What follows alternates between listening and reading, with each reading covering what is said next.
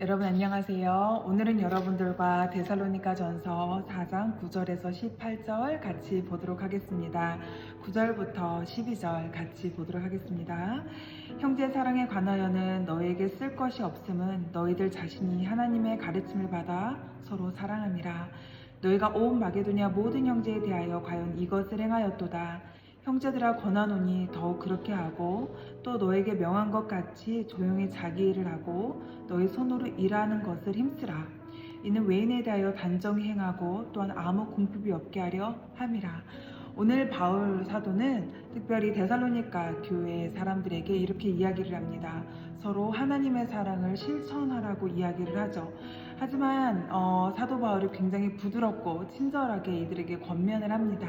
왜 부드럽고 친절하게 이들에게 권면을 하냐면 이들은 거의 새신자와 같은 사람들도 있기 때문에 새신자들은 강하게 말하면 어렵잖아요.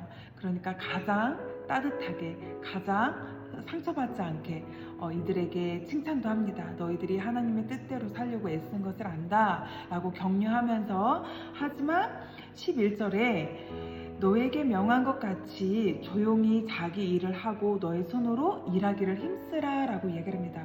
그러면서 사도 바울이 약간 권면을 하죠. 사도 바울은 이들이 믿음이 약한 사람들인 것을 알았기 때문에 처음에는 칭찬을 하고 다음에는 그럼에도 불구하고 우리가 꼭 지켜야 될 것들에 대해서 이야기를 합니다. 이들의 안에 어떠한 잘못된 태도들이 있었냐면 서로의 것을 돌보고 섬기는 그 문화가 이때 하나님의 뜻 안에 서로의 물건들을 통용하고 베풀고 섬기는 그러한 믿음의 그런 표현들이 있었습니다. 그런데 그것을 또 이용하는 사람들이 있었어요. 아무 일도 하지 않고 사람들의 도움만 받고 그 도움으로 그 삶을 살아가는 사람들, 아무 일도 하지 않고 자신의 어떠한 소득을 위하여서 노력하지도 않고 다른 사람의 도움을 받고 살아가려고 하는 사람들이 있었던 것입니다. 그래서 사도 바울이 오늘 이 말씀에서 너희들은 조용히 자기 일을 해야 한다. 너희들의 성실함으로 너희들이 너의 먹을 것들, 너의 쓸 것들을 또한 하나님 앞에서 구해야 된다라고 이야기를 하는 것이죠. 13절부터 18절 같이 읽도록 하겠습니다. 형제들아, 자는 자들에게 관하여는 너희가 알지 못함을 우리가 원하지 아니하노니 이는 소망 없는 다른 이와 같이 슬퍼하지 않게 하려 함이라. 우리가 예수께서 죽으셨다가 다시 살아나심을 믿을진대 이와 같이 예수 안에서 자는 자들도 하나님이 그와 함께 데리고 오시리라. 우리가 주의 말씀으로 너에게 이것을 말하노니 주께서 강림하실 때까지 우리 살아남아 있는 자도 자는 자보다 결코 앞서지 못하리라. 주께서 호령과 천사장의 소리와 하나님의 나팔 소리로 친히 하늘로부터 강림하시리니 그리스도 안에서 죽은 자들이 먼저 일어나고 그 후에 우리 살아남은 자들도 그들과 함께 구름 속에서 끌어올려 공중에서 주를 영접하게 하시리니 그리하여 우리가 항상 주와 함께 있으리라.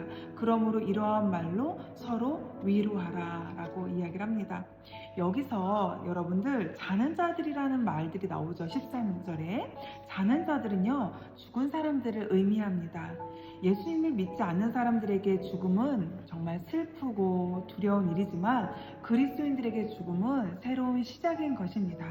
그래서 그리스도인들은 예수님께서 십자가에서 죽으시고 부활하신 것처럼 우리 역시 부활하여 하나님과 영원히 함께 할 것이라는 믿음으로 살아가는 사람들인 것이죠.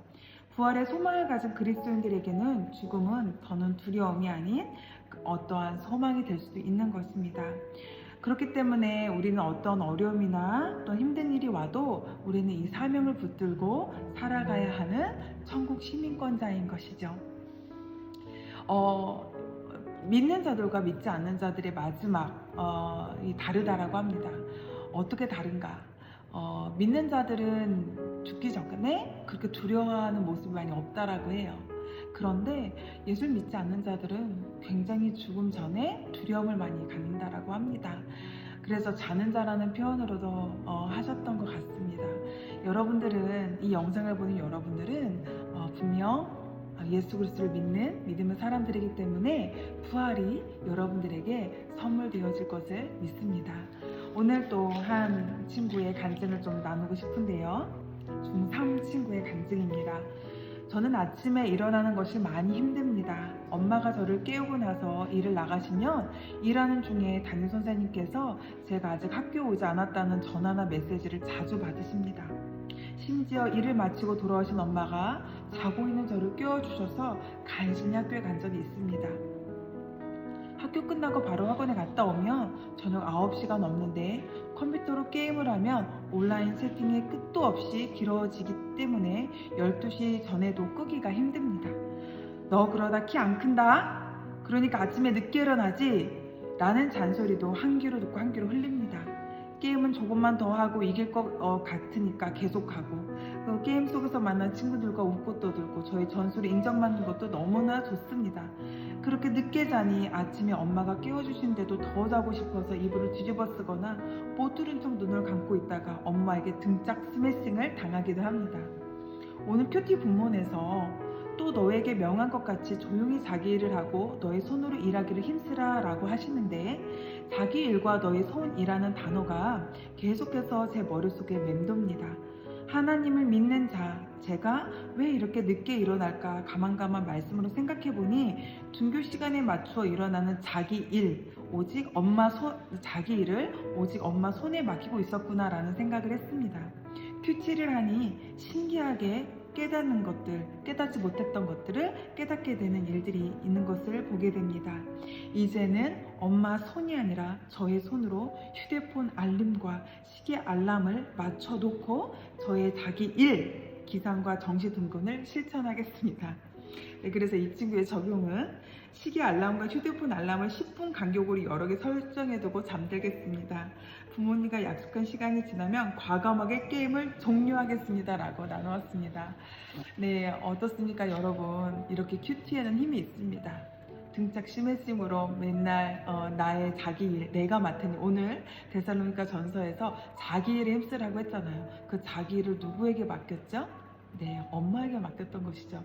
여러분들의 자기 일을 누구에게 맡겼습니까? 여러분들은 네, 엄마에게 맡긴 것들이 있다면 여러분들도 다시 가지고 오십시오. 그리고 하나님과 함께 다시 멋진 하루하루를 승리의 하루하루를 살아가는 여러분들이 되셨으면 좋겠습니다.